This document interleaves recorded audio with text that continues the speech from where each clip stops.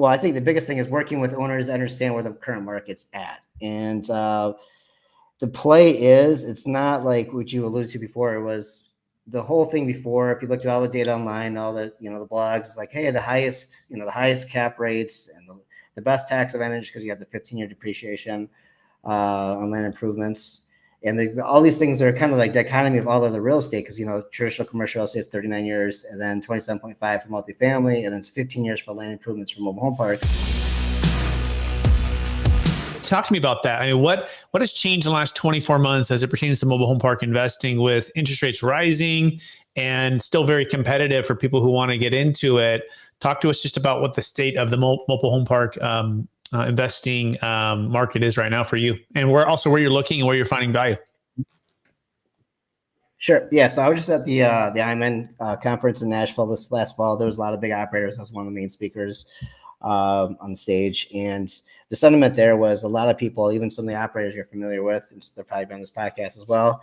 A lot of them really weren't putting in offers because the owners, the baby boomer owners are like, they had these crazy offers, and he had all the brokers telling him, hey, your park's worth this, we'll get you this. And I'm friends with all the brokers too. But at that time, it was 2 years ago, like everything, as we all know, in commercial real estate was just that crazy boom, just printing money.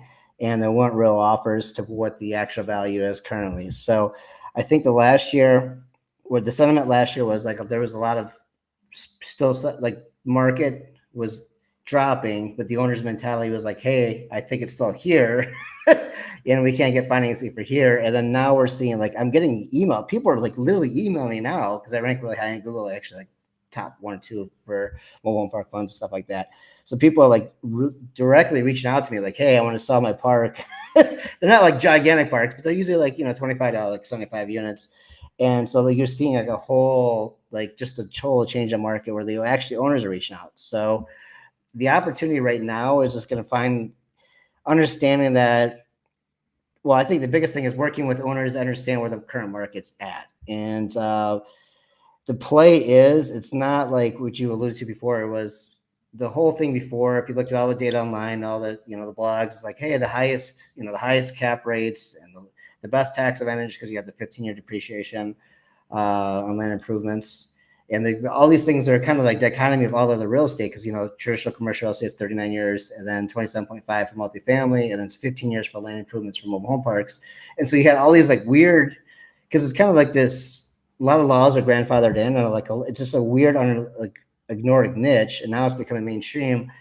The biggest problem is there's only like 43,000 change parks. So you have to really identify what parks you're going for. And then some of them, like there's a percentage of them, like the big institutional guys, they want the big couple hundred units. They're not going to fly their jets out to, small town Iowa for a 50-unit park. This makes economic sense.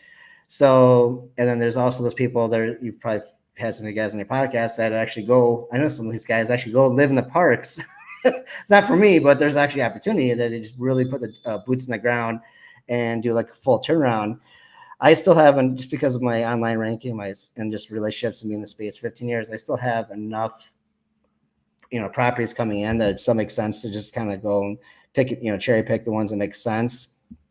And just because I have a lot of relationships in the industry, but it's dwindling down. I think you have like a 5-year run. I've been saying that for the last year and a half, but I think the last year and a half, there was not much action. So I still think it's another 5 years. And you've also got a lot of people coming to space that listen to these podcasts and they think they can do it themselves, and they're overpaying for properties and they don't know how, like, the magnitude of what the work entails. And so, like, I'm, me or some of my friends, I'm friends with all the brokers and friends with a lot of the institutional operators.